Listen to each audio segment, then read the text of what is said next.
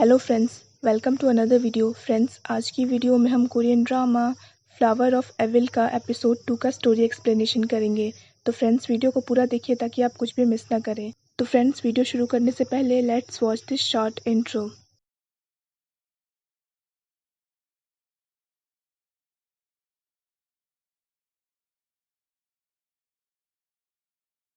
Episode 2 का scene start होता है 2006 में, जहाँ पे जीवॉन एक शॉप में बैठकर पुलिस बनने की तैयारी कर रही होती है।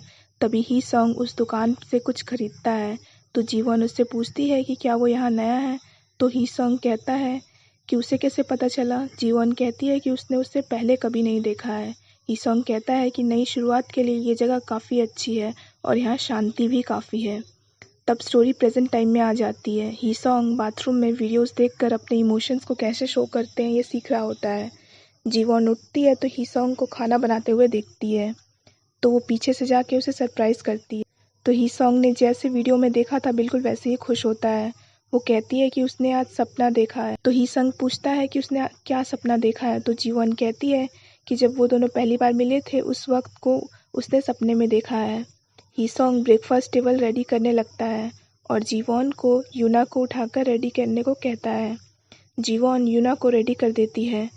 ही सॉन्ग यूना से पूछता है कि जीवॉन कहाँ है। तो वो कहती है कि वो ही सॉन्ग की शॉप की सफाई करने गई है। ये सुनकर ही सॉन्ग घबरा जाता है। मुजिन को होश आ जाता है तो वो चिल्लाने की कोशिश करता है, पर उसके मुंह पर टेप लगे होने के कारण वो चिल्ला नहीं पाता है। ही सॉन्ग दौड़कर स्टूडियो में आता है। तो जीवॉन उससे पूछती है कि उसका फेवरेट कप कैसे टूट गया। तो वो कहता है कि उससे गलती से टूट गया। तो ही सॉन्ग खाना ठंडा होने का बहाना बना के जीवॉन को वहाँ से ले जाने लगता है। जीवॉन उससे पूछने लगती है कि उसने किसके साथ इसमें चाय पी थी। तो वो कहता है कि उसने अपने हाई स्कूल के क्लासमेट के साथ चाय पी थी।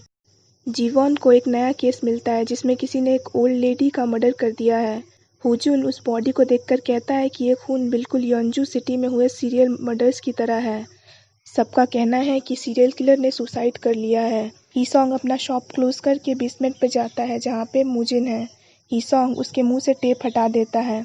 तो मुजिन पूछता है कि वो ऐसा क्यों कर रहा है। ही सॉन्ग कहता है कि क्या उसे याद है 18 साल पहले उसने ही सॉन्ग को पेड़ में बांधकर पीटा था, क्योंकि उसके फादर एक सीरियल किलर थे और ये भी कहा था कि विलेज फॉरमैन ने कहा है कि अगर उसे ऐसे ही छोड़ दिया जाएगा तो वो अपने फादर की तरह बन जाएगा।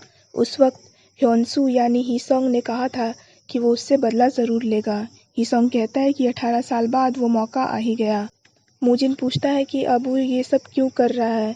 मुजिन कहता है कि उसे बहुत डर लग रहा है। तो ही सॉन्ग कहता है कि वो कितना भी दयनीय बनने की कोशिश करे पर उसे कोई भी फ़र्क नहीं पड़ेगा, क्योंकि वो बिल्कुल अपने फादर की तरह ही है, इमोशनलेस। इधर जीवॉन को पता चलता है कि ओल्ड लेडी का केस बिल्कुल योंजू सिटी के केस जैसा है, क्योंकि इस लेडी के भी थंब के नाखून निकाल दिए गए थे मारने के बाद। योंजू सिटी के सीरियल किलर का नाम दो मिन सुक है। जीवॉन के कलीग्स उसे बताते हैं कि ओल्ड लेडी काफ़ी अमीर थी और वेलफेयर के लिए काफ़ी पैसे डोनेट भी करती थी। ओल्ड लेडी का बस एक ही बेटा था। जीवॉन कहती है कि कल्प्रिट ने दो मिन सुक की तरह खून आखिर किया क्यों, जबकि योंजू सिटी का केस उतना पॉपुलर भी नहीं है।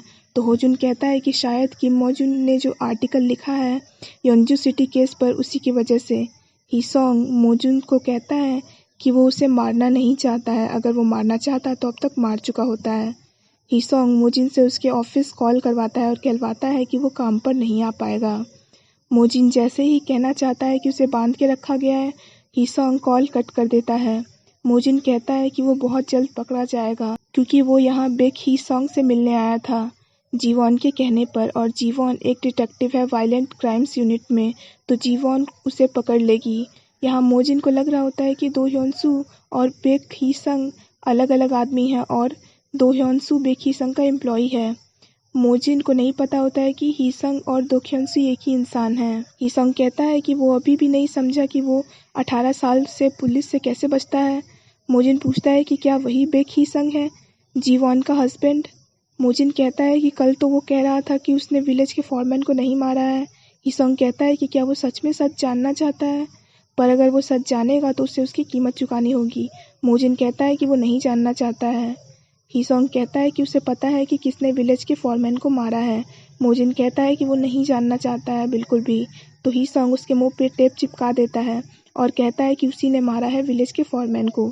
तभी अगले सीन में ह्योनसू हाथ में चाकू पकड़े हुए है और उसकी बहन दोहेसू उसे ऐसा करने से मना कर रही है। ह्योनसू कहता है कि उसे बहुत अच्छा लग रहा है ये सब सुन के मोजिन घबरा जाता है। जीवॉन योंजू सिटी की केस की डिटेल्स ढूंढने लग जाती है तो होजुन उसे किम मोजिन का लिखा हुआ आर्टिकल दिखाता है योंजू सिटी केस पर।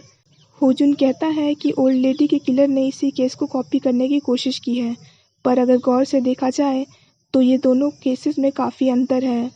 यानी ओल्ड लेडी का कल्प्रिट दोमिंग सुक को नहीं जानता है। इसका मतलब ओल्ड लेडी के किलर के पास मर्डर मोटिव था और उसने बस आर्टिकल पढ़कर उसे योंजू सिटी केस जैसा दिखाने की कोशिश की है।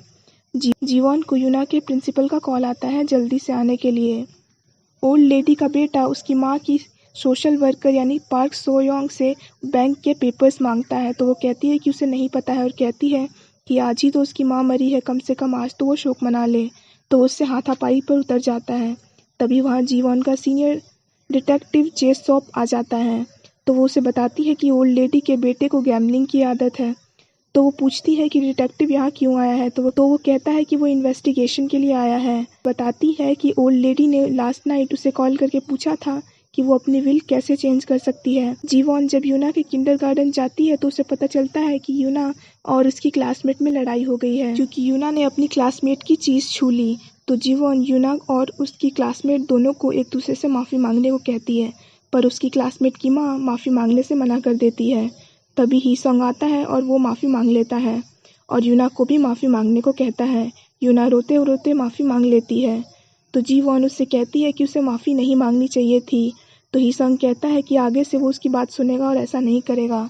जीवॉन को फोरेंसिक डिपार्टमेंट से कॉल आता है और पता चलता है कि ओल्ड लेडी के नाखून पर लिपस्टिक लगा था, पर उसने लिपस्टिक नहीं लगाई हुई थी।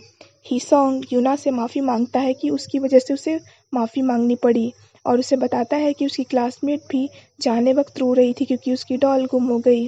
एक्चुअली में ये डॉल ही सॉन्ग ने ही डस्टबिन में फेंक दी थी। यूना ही सॉन्ग से कहती है कि दुनिया में वो उसका सबसे ज़्यादा फेवरेट इंसान है। डिटेक्टिव जेसॉप को ओल्ड लेडी के बेटे पर शक होता है क्योंकि मर्डर वाली रात उसका ओल्ड लेडी से झगड़ा हुआ था पैसों के लिए और ओल्ड लेडी ने अपनी विल में सब कुछ वेलफेयर के लिए डोनेट कर दिया है, पर जीवॉन को लगता है कि उसके बेटे ने ये सब नहीं किया है। तो उन दोनों में आर्ग्यूमेंट हो जाती है, पर तभी जीवॉन का ध्यान विल पे लिपस्टिक से लगे अंगूठे के निशान पे जाता है। तो डिटेक्टिव जेसॉप कहता है कि वेलफेयर की वर्कर पार्क सेयोंग ने ये किया हो सकता है क्योंकि उसी ने विल के बारे में उसे बताया था, जिसके कारण उसका सारा ध्यान ओल्ड लेडी के बेटे पे चला गया था। तो वो लोग सोचते हैं कि सोयोंग के पास मर्डर का मोटिव क्या है आखिर। हिसोंग यूना को जीवॉन की मदर के पास भेज देता है उसका ध्यान रखने के लिए और वो मुजिन के बैग को सर्च करने लगता है। तो उसमें एक पेंडेंट मिलता है और डायरी मिलती है। तो वो उससे पूछता है कि वो नाम सुन किल को क्यों मिलने वाला था। तो वो कहता है कि उसने कहा था कि उसके पास इन्फॉर्मेशन है दो ह्योंग सू के बारे में और वो उससे आज ही मिलने वाला है। जीवॉन पार्क सोयोंग से मिलने आती है और उससे डीएनए सैंपल मांगती है, पर वो देने से मना कर देती है। हिसोंग नाम सुनकिल को कॉल करता है मुजिन के मोबाइल से और कहता है कि वो बहुत बिजी है, इसीलिए वो जो भी इन्फॉर्मेशन देने वाला था वो मोबाइल पे ही दे दे। तो नाम सुनकिल बताता है कि वो दो ह्योंसू के साथ 3 साल रह चुका है और वो उसे काफ़ी एबनॉर्मल लगता था। तो ये सुनकर हिसोंग कॉल कट करने ही वाला होता है, तभी नाम सुनकिल कहता है कि दो ह्योंसू उसे धमकी दे रहा है। ये सुनकर हिसोंग चौंक जाता है। इधर डिटेक्टिव जेसॉप को पार्क सोयोंग की बिल्डिंग का सीसीटीवी देखकर पता चलता है कि वो मर्डर वेपन अपने साथ लेके गई हुई थी। तो सर्च करने पर उसे मर्डर वेपन मिल जाता है। जीवॉन को जब पता चलता है कि मर्डर वेपन मिल गया है तो वो पार्क सोयोंग को अरेस्ट करने से पहले पूछती है कि उसने ओल्ड लेडी को क्यों मारा।